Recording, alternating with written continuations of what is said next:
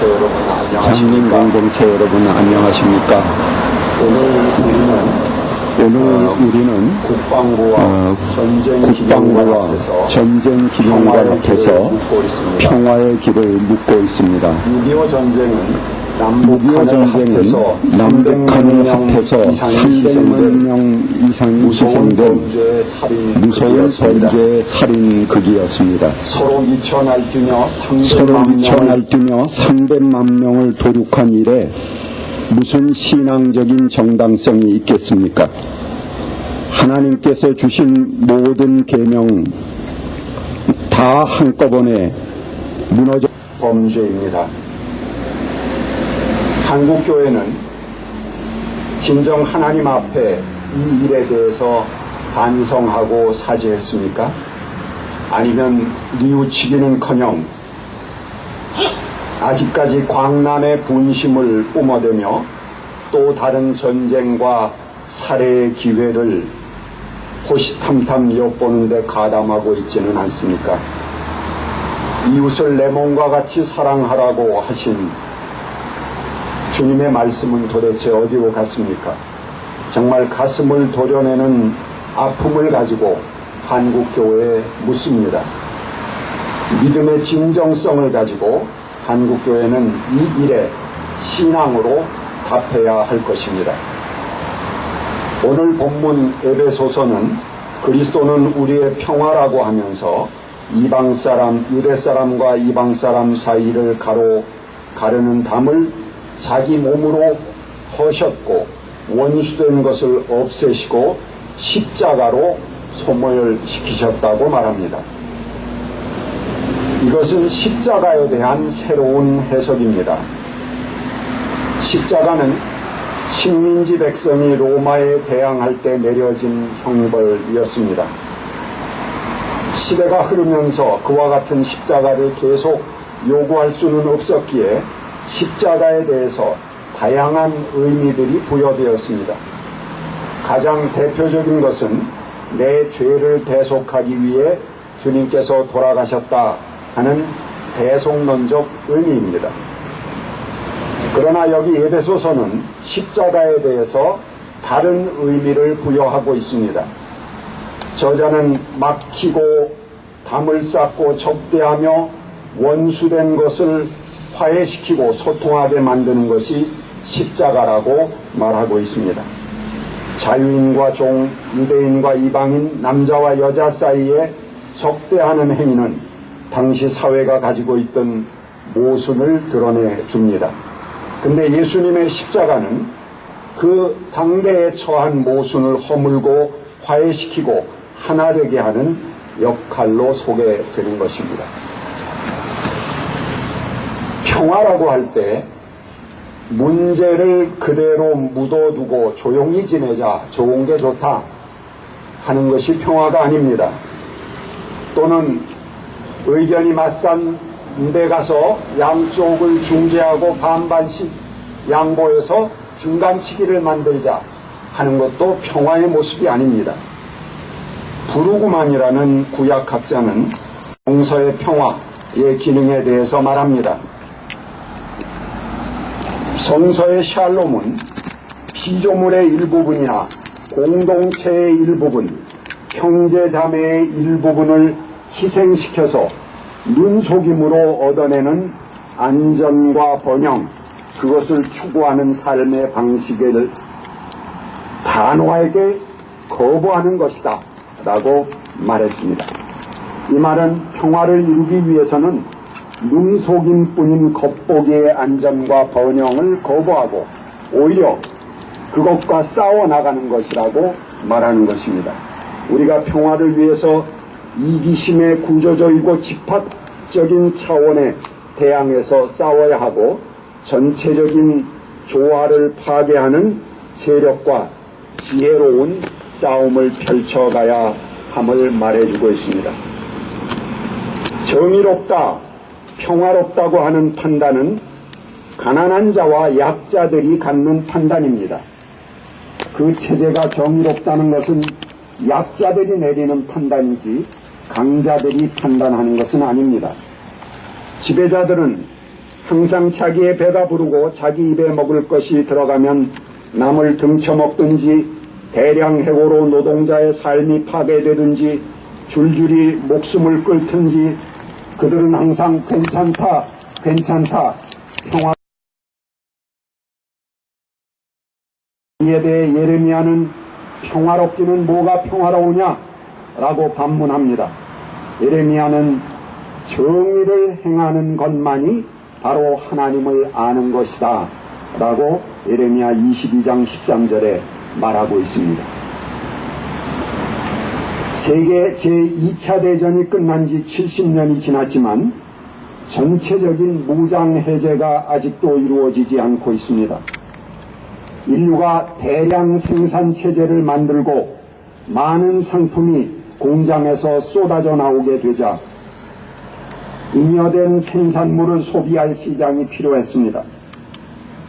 앞뒤 안 보고 계속 생산해내는 기계들을 돌리기 위해서 자국의 산업을 유지시키기 위해서 소비시장인 식민지를 확보해야 했고 이 식민지 확장을 위한 충돌이 세계 1차, 2차 대전을 낳게 되었습니다.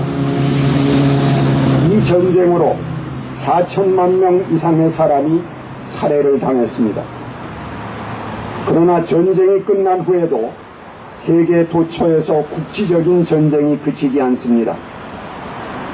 그런데 이상한 것은 2차 대전 이후에 일어난 전쟁의 96% 이상은 개발도상 국가에서 일어났다는 것입니다. 그리고 이 전쟁에 사용된 무기들은 소위 선진국가로 불리우는 나라들에서 생산된 것이었습니다. 그들이 세워놓은 군수산업, 이 산업체들이 계속 돌아가고 그들의 경제가 유지되기 위해서는 자기들이 아닌 제3세계 국가 어느 곳에선가는 계속해서 전쟁을 조장하고 사주해야 하는 것입니다. 소위 선진국가들의 안전과 평화라고 불리우는 것들은 개발도상 국가들의 그 국민들의 희생을 통해서 보장받은 것이었습니다. 전쟁 무기로 장사한다는 것은 이 세상의 어떤 악보다도 가장 나쁜 악입니다. 비유하면 내 논을 제외하고 김제평야의 모든 논을 포크레인으로 갈아엎고 나중에 10배, 20배로 내 논에서 난 쌀을 판매하는 것과 같다고 할 수 있습니다. 전쟁을 하고 무기를 사들이는 나라는 사실 경제적으로 매우 열악하고 전쟁에 투자할 만한 상황이 안 되는 나라들이 대부분입니다. 그들이 희생제물이 되는 것입니다. 그러나 일단 전쟁에 휩싸이게 되면 어쩔 수 없이 빵보다는 무기를 구입할 수밖에 없습니다.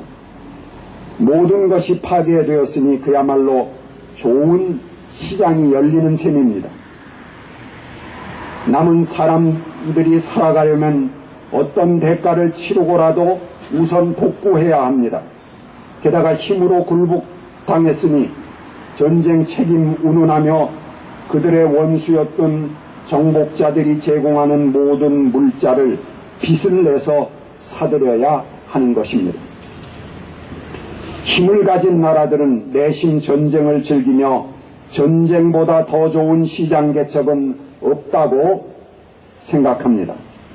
이런 악마적인 일들을 하면서 여전히 신앙인의 자의식을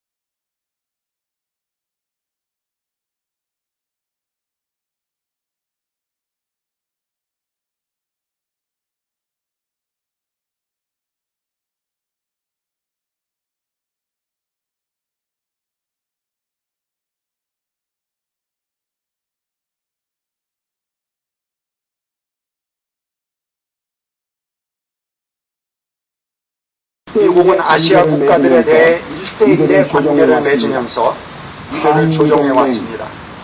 한미동맹, 미중조약, 이렇게 1대1의 관계를 맺지만, 아세안 국가들이 연합하는 것은 미국과 개별적인 관계의 지렛대를 이용해 왔는데, 좋아집니다. 그러니까 이들이 다시 아시아의 냉전 체제를 만들고 항구적인 무기 소비 시장을 만들려고 획책하고 있습니다. 그들은 한미일 삼각동맹, 대만, 필리핀,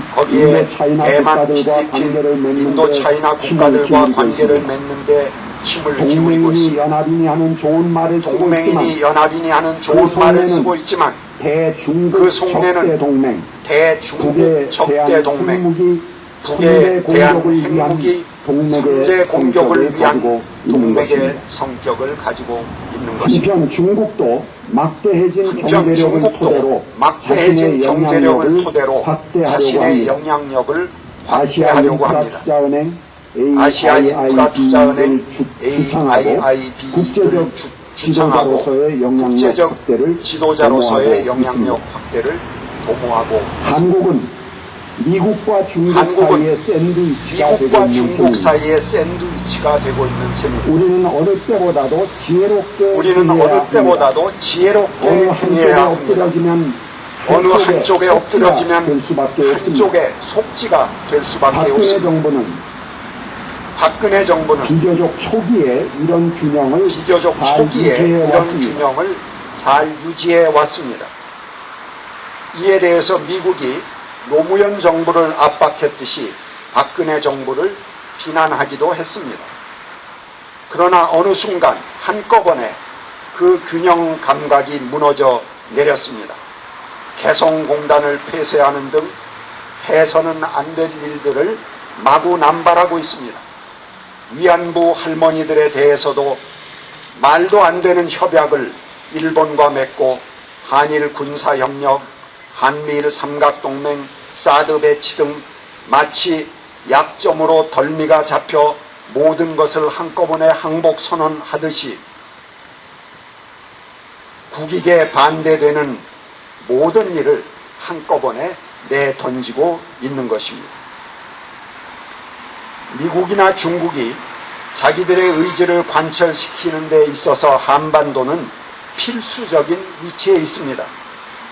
이것은 우리가 떳떳하고 주체적인 입장에서 양쪽을 대할 수 있다면 오히려 우리가 그들의 힘을 이용해서 이들을 평화의 지렛대로 사용할 수 있으며 한반도가 아시아와 세계 평화에 기여할 수 있는 중요한 위치를 갖게 된다는 것을 말해줍니다. 이 균형을 깨는 하나가 요즘 그것이 구체적으로 아주 실천 단계에 놓였다고 얘기하는 사드 배치입니다. 지금 사드 배치가 임박했다고 하면서 그 부지로 대구, 부산, 군산, 평택, 원주, 천안 등이 거론되고 있습니다. 사드 배치에 대해서 향림 공동체는 잘 알고 계실 테니까 제가 중요한 것 2가지만 말씀드리겠습니다. 첫 번째, 사드를 배치하는 곳이 핵무기의 목표물, 종착역이 된다는 것입니다. 사드의 맨 앞 글자는 터미널입니다. 터미널 하이 엘티튜드 에리아 디펜스의 약자입니다. 고고도 미사일 방어라고 옮기지만 정확히 하면 종말 단계 또는 하강 단계의 고고도 미사일 방어라고 번역해야 됩니다. 이 말은 사드를 그 지역에 들어놓게 되면 바로 상대의 핵미사일의 종착역이 터미널이 된다는 뜻입니다. 안전을 위해 들여놓은 사드가 사실 가장 위험을 불러들이는 선택이 되는 것입니다. 그것이 아니면 위에 후보지로 거론된 곳들이 핵미사일의 목표가 될 이유가 없습니다. 사드는 마지막 핵전쟁 때나 쓸 무기이니 그 무기를 쓸 상황이 일어나지 않아야 하고 또 일어나지 않을 수 있습니다. 그러나 더 무서운 것은 거기에 필수적인 X밴드 레이더입니다. 이것은 3,000km를 안방 보듯 들여다볼 수 있는, 중국은 물론 러시아까지 그대로 노출되는 레이더입니다. 이것을 들여놓는 순간 우리는 중국과 러시아와 적대적인 관계에 들어가게 됩니다. 최근에 러시아가 최근 친형 미사일을 개발하는데 이것은 미사일 방어망을 갖춘 곳이 목표점이다 라는 것을 공공연하게 공언했습니다. 두 번째, 사드에서 발생되는 전자파로 인해 해치되는 인근 주민은 거대한 전자레인지를, 뚜껑 열린 거대한 전자레인지를 옆에 끼고 사는 꼴이 되는 셈입니다. 여러분, 전자레인지의 원리는 음식 밖에서 열을 가해서 온도를 높이는 것이 아닙니다. 전자파를 쏘면 음식 내에 있는 물 분자가 1초에 25억 번이나 되는 빠른 진동을 통해서 분자와 분자가 부딪혀서 엄청난 열이 발생되는 것입니다. 핸드폰도 오래 통화하면은 귀 옆 볼이 뜨겁게 되고 이렇게 가려워지는 것을 여러분이 경험하셨을 것입니다. 사드는 엄청난 전자레인지 효과, 오픈된 열려있는 전자레인지를 공중으로 쏘는 것입니다. 그래서 사드 기지 반경 5.5km는 출입 금지 지역이 됩니다. 3.6km는 엄격히 통제가 되는 구역이 됩니다. 사드에서 굉음을 내는 대규모 전자파가 방출되는데 2,3,000km를 안방 보듯이 들여다보려면 그 얼마나 엄청난 고주파의 전자파를 쏘아서 탐색하는지 여러분들이 짐작하실 수 있을 것입니다. 국방부는 아무런 인체에 해가 없다며 전자파는 직선으로 나가니까는 공중으로 5도를 기울여서 이 전자파를 쏘게 되면은 100m가 떨어지면 이 100m의 탄젠트 5도 하면은 약 한 8m 정도가 나옵니다. 8m의 키를 가진 사람은 없으니까 아무도 영향이 없다. 이렇게 말을 합니다. 그런데 꼭 직선으로만 가는 것은 아닙니다. 건물 뒤에서 핸드폰을 쓰면은 방해는 받지만 역시 터집니다. 산란하는 전자파도 상당수가 있습니다. 설상 머리 위로 고주파의 전자파가 지나간다고 해도 그 아래서 안전하다는 것은 확인되지 않은 말입니다. 이것은 한전에서 아무리 고압선이 지나가도 그 아래가 안전하다고 외치는 것과 똑같은 것입니다. 더군다나 미국은 사막에 사드가 하나 있고 괌 해안가에 사드가 하나 있습니다. 일본 역시 북쪽을 향한 해안가에 하나가 있는데 한국은 본래 사드가 대중국 대러시아용이므로 평택과 군산의 해변가에 하고 싶을 것입니다. 그러나 중국이 강하게 반발하므로 한 걸음 물러나서 내륙으로 불러들여서 정부 시책의 우호적인 대구, 부산, 원주를 거론합니다. 이는 내륙 지방이고 주변에 엄청난 인구가 밀집된 지역입니다. 이곳에 사드가 배치 운영된 예가 없기 때문에 여기서 무슨 일이 생길지 어떤 돌연변이들이 튀어나올지는 아무도 예상할 수 없습니다. 날아가는 새들이 통닭이 되어 떨어질지도 모릅니다. 좋아하는 분이 있겠군요.